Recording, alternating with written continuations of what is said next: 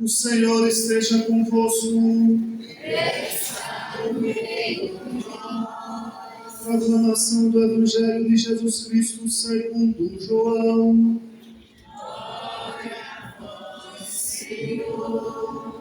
Ao anoitecer daquele dia, o primeiro da semana, estando fechadas por medo dos judeus as portas do lugar onde os discípulos se encontravam, Jesus entrou e, pondo-se no meio deles, disse: a paz esteja convosco. Depois dessas palavras, mostrou-lhe as mãos e o lado. Então os discípulos se alegraram por verem o Senhor. Novamente Jesus disse: a paz esteja convosco. Como o Pai me enviou, também eu vos envio. E depois de ter dito isso, soprou sobre eles e disse: recebei o Espírito Santo. A quem perdoardes os pecados, eles lhes serão perdoados. A quem não os perdoardes, eles lhes serão retidos. Palavra da salvação.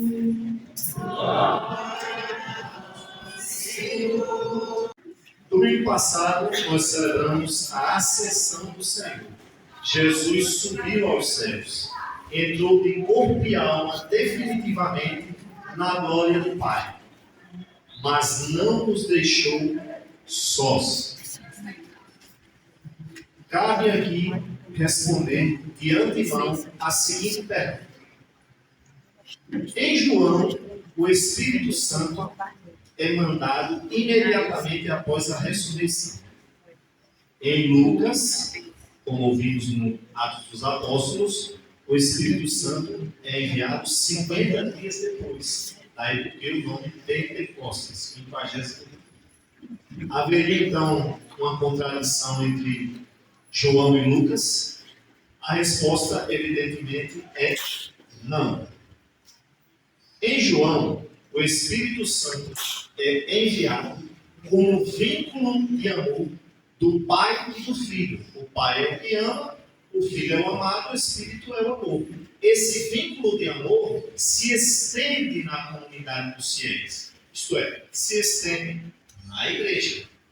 Com o dom do Espírito Santo vem o dom da paz, como nós ouvimos, Jesus disse 3 vezes: a paz esteja convosco, e o dom do perdão. Em Cristo Jesus somos reconciliados com o Pai. Aquela amizade e comunhão que nossos primeiros pais tinham, Adão e Eva, com Deus, havia sido rompida por causa do pecado original. Pois bem, em Cristo Jesus, na potência do Espírito Divino, essa amizade e comunhão é restabelecida. A ferida é curada pelo seu sacrifício na cruz. Então, em João, esse Espírito é o vínculo de amor do Pai e do Filho, com o dom da paz que nos reconcilia com Deus, o dom do perdão. Em Lucas, como a gente ouviu há pouco, a ênfase ou enfoque é o Espírito como dom, como força para a missão. Vocês vão me perguntar: Tiago,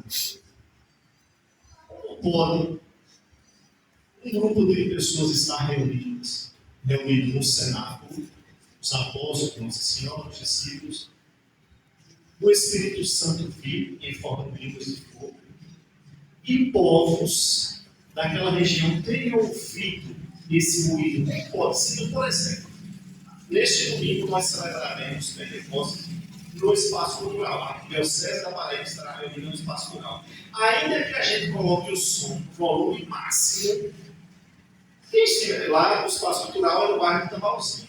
Por exemplo, quem mora no meu bairro, que é vizinho a Tambalzinho, João Pino, Bisamato, não vai ouvir o som. Aliás, pessoas que moram no próprio Tambalzinho, se morar um pouquinho mais distante, não vai ouvir o som. Então, como é que os povos que aqui foram narrados ouviram esse som? A gente precisa entender o que Lucas quis dizer. Quando os Atos dos Apóstolos foram escritos, o livro Atos dos Apóstolos foi escrito, por volta do ano 80, entre os anos 80, 85 e 90, ou seja, 50 anos, mais ou menos 50 anos depois da ressurreição de Cristo, esses povos, citados aqui na primeira leitura, trazer aqui para vocês, pardos, medos, elamitas e outros, esses povos já haviam sido evangelizados. A palavra de Deus já havia alcançado esses povos. Então, o que é que Lucas fez? Lucas juntou tudo isso, todo esse caminho de evangelização ao longo desses 50 anos, mais ou menos, considerando, repito, que o Evangelho, que os Atos dos Apóstolos, o próprio Evangelho de Lucas, foi escrito por volta do ano 80, e Jesus morreu e ressuscitou por volta do ano 30, 33. Então, ele juntou esse caminho de evangelização com o evento Pentecostes, que aconteceu 50 dias após a Páscoa de Cristo, quando os discípulos, Nossa Senhora, estavam reunidos em oração, que fez uma narrativa teológica para dizer o seguinte: o Espírito é derramado sobre a comunidade dos fiéis no cenáculo, agora como força para que os apóstolos, os discípulos, possam sair em missão. Pois a missão não é uma opção do cristão. A missão é parte constitutiva do ser cristão. Ser cristão é ir em missão. Como ir em missão com algum temor, com algum receio, com algum medo de ser capturado, torturado, como o mestre foi, ultrajado, executado, senão pela força do Espírito Divino. É a força do Espírito do alto que faz com que os apóstolos, os discípulos, deem a vida para o nosso Senhor Jesus Cristo. Tenham coragem de anunciar o Evangelho. As línguas de fogo, a linguagem do amor, os dons do Espírito, os dons do alto. Nós temos no planeta algo em torno de 6.000, 7.000 línguas.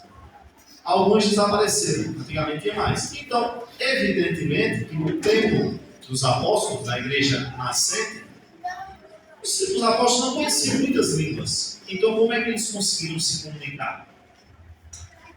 Justamente porque o dom do Espírito Santo fez com que eles, na língua deles, se fizessem entender na linguagem de outros povos, línguas estrangeiras.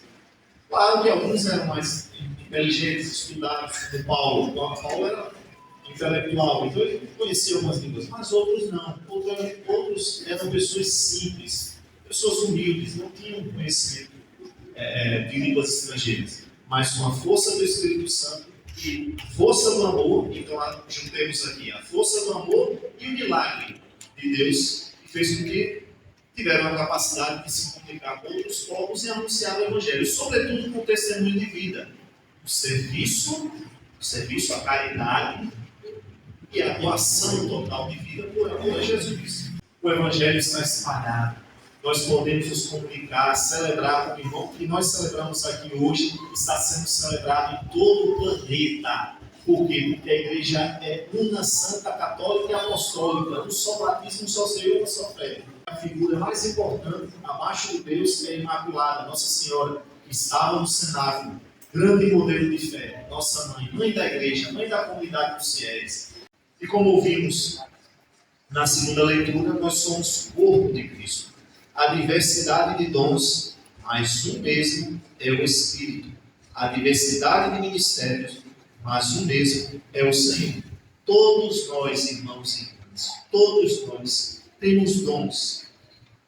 E também carismas, que são para o serviço da igreja, da comunidade. Não é para si. Eu tenho esse dom, ou eu tenho esse carisma e vou me encher de orgulho. Não. É para servir a comunidade.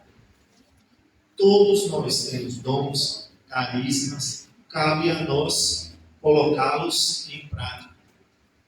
Como uma vela que não está debaixo da cama, ou não deve ser colocada debaixo da cama, mas em um lugar que possa brilhar. E esse brilho é para a glória de Deus, não para a nossa glória.